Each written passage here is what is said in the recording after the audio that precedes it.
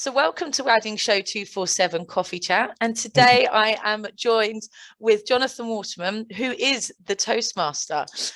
So how are you, Jonathan? It's so lovely to see you. Yeah, lovely to see you too, and thank you for inviting me. How's everything been going?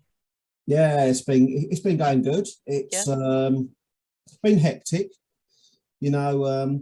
Obviously since COVID, there's been lots and lots of postponements and everything. It's a matter of playing catch up. But you know, at the end of the day, I always try and stay positive, stay optimistic. It's sometimes it can be a hindrance traveling up and down the country to do the work, but you know what? I enjoy doing it. Yeah. So, and I cater for every type of wedding, UK, nationwide and worldwide. So it's no problem at all, really, for me. Yeah, I mean, your Instagram account is amazing. I love seeing what you're doing, where you're at, and what type of weddings you're doing. So I really do love seeing what you're doing.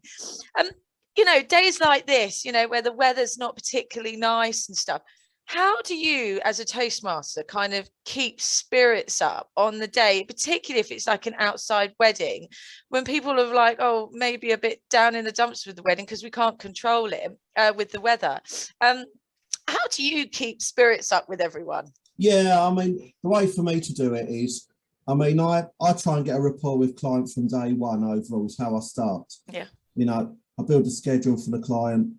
I do all the fine tuning with all the supplies that's been given to me, basically. And then I also speak to a member of each side of the family prior to the day to get to know them and fine tune things with them too. And how I actually do it, I actually pride myself as a coordinator, Toastmaster and entertainer. So I recommend lots and lots of special touches for them. Okay. And everything, lots of guest interaction, which, you know, which brings everything together. Yeah.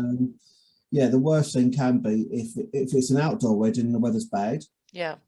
But you know, it does happen. But I think it's a matter of having a plan B. Okay.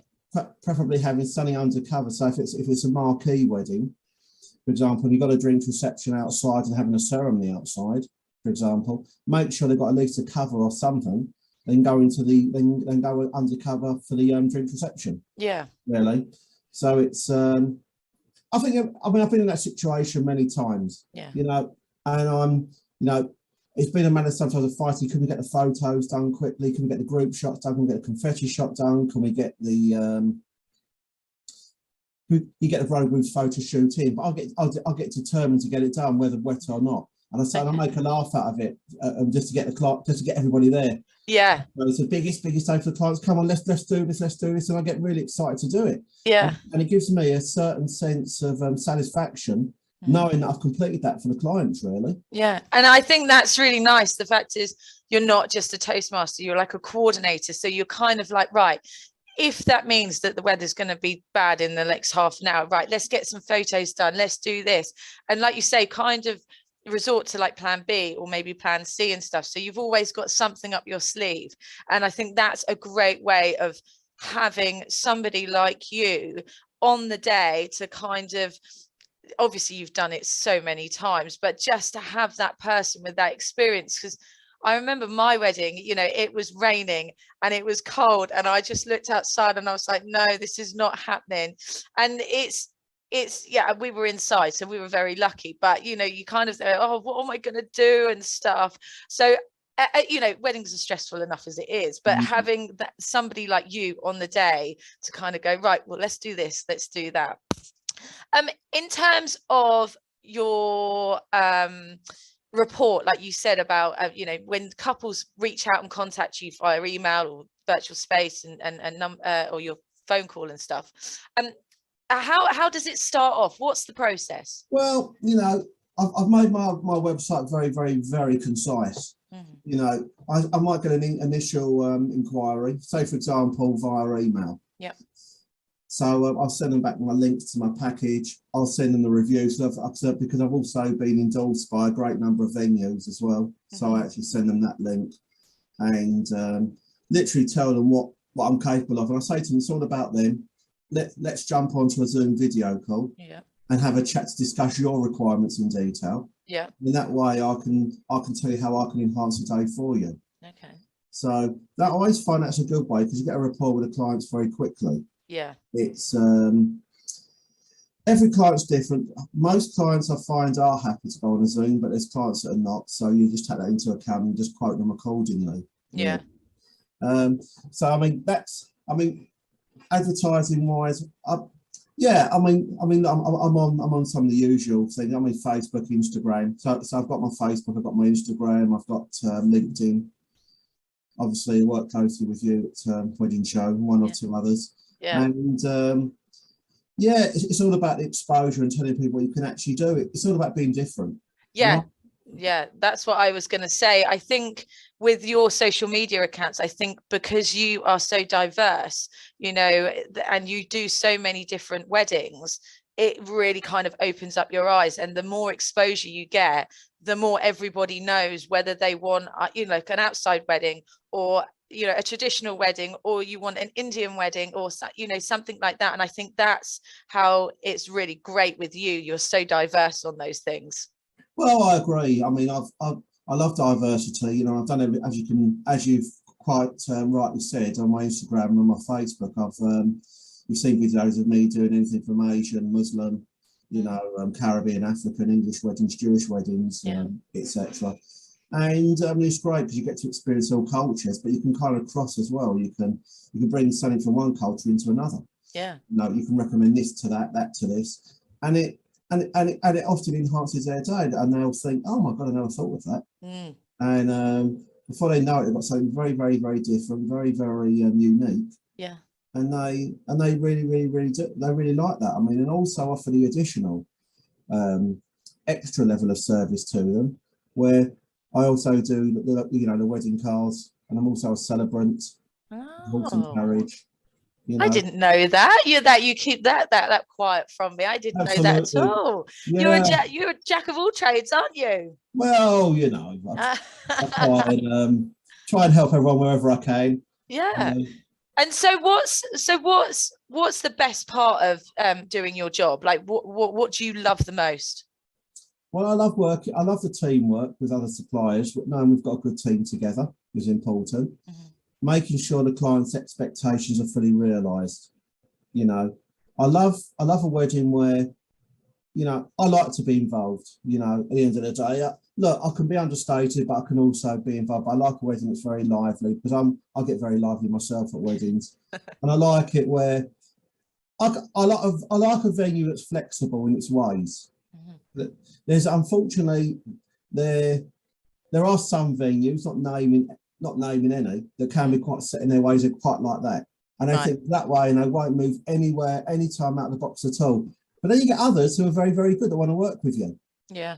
So, you know, I'm sure we've all come across that, you know. Yeah, and I think, but the thing is, like you said, if they're less kind of regimental about the day, etc., and there's, you know, things that they can do to make it better, surely it's better for everybody at the end of the day. The venue gets a good review, you get a good review, the couple is happy, the family's happy, everyone has a great day. Well, absolutely right. I mean, you know, if I take Nikita that used to work with you, or you're associated with, she was a manager at Frole Park and at Northbrook, and she saw the sort of potential of me. Yeah. You know, and she knew that I was different. She knew I could work closely with the venue. That they were happy to go out the box. You know, try different things, and it worked very, very well. And I sometimes say I wish a lot of venues were like Northbrook and Froyle in that way. They could be very flexible with you. Yeah, exactly. Yes, we love Nikita, and she's now started her new job back at Northbrook, actually. Nice, yeah. So it's we're always following her. She's actually Northbrooker on the virtual platform as well. So it's great that all the suppliers are kind of linking up and then using the virtual space, you know, at their advantage as well, and, you know, and pulling everything together. The other thing I wanted to say to you was why did you become a Toastmaster? Well, that's a very interesting point. I get asked this a lot by people. Now, it happened sort of 12 years ago. Yeah. Initially started where I was at a friend's wedding. Now, the friend's wedding was in Hertfordshire. I always remember this one, in Hemel Hempstead. Oh, I know, yeah. Now, they're a low budget wedding, so to speak. Now, it was in a village hall. And when they had the initial meeting, the hall was a bit of a mess. But the management said, oh, we're going to get it all done up. It's going to look great for you. We won't have any problems.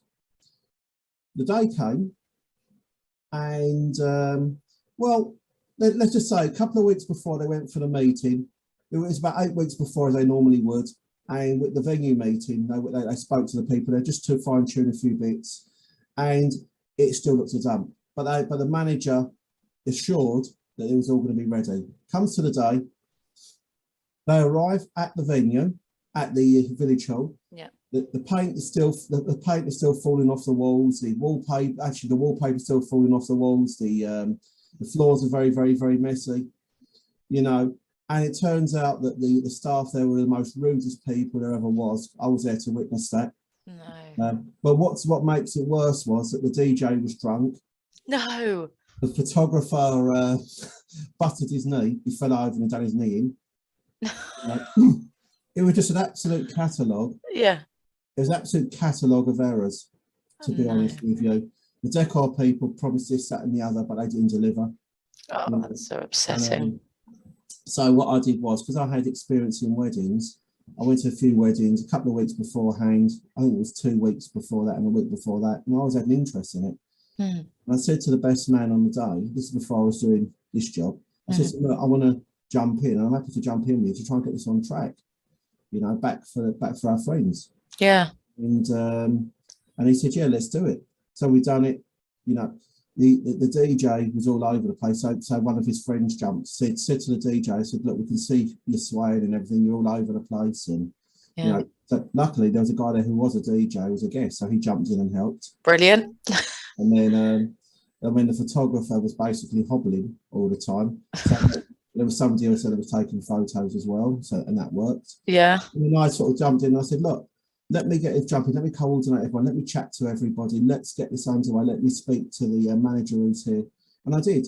I basically spoke to everybody, got things back on track. Yeah.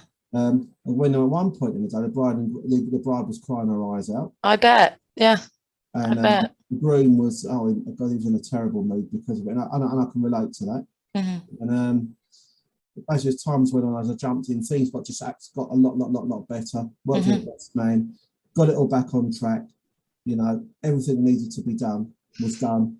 And it came to it, we had the bride and groom, we had everyone on the dance floor, the bride and groom was smiling again. And got to the end of the last dance circles where I get everybody into a circle, send the bride round one way, the groom ran over to say goodbye to everyone. Yeah. And last speeches and then I've done dance competitions, everything. Brilliant. And Thank goodness you were there to save the day. And I did, and I got a big, massive thank you for it. As always, the best man, you know, even said thank you for doing what you did. And from there on, and I done the training. Yeah, I done, you know, Toastmaster training, and as time went on, I also done coordination training as well. So wow, so you're definitely the man to have at your wedding. Yeah, I mean, as time went on again, I also became a celebrant as well. So yeah, well, you must put all this information up on your virtual space because I didn't know that you were a celebrant as well. So let's get this information up there and in the celebrant hall as well, because we've obviously got so many different halls at Wedding Show 247. We can cater you for everyone. Like you could be all over it. The time has gone this morning. I can talk to you all day, Jonathan. I love your energy. I love chatting to you. It's been so lovely to speak to you. And obviously for the listeners, Jonathan has got his virtual space on our community platform, social media. Drop him an email, give him a call. He'll be happy to talk to you. So thank you for today, Jonathan, and I will see you soon. Thanks again. Cheers. Take care. Bye-bye. Bye.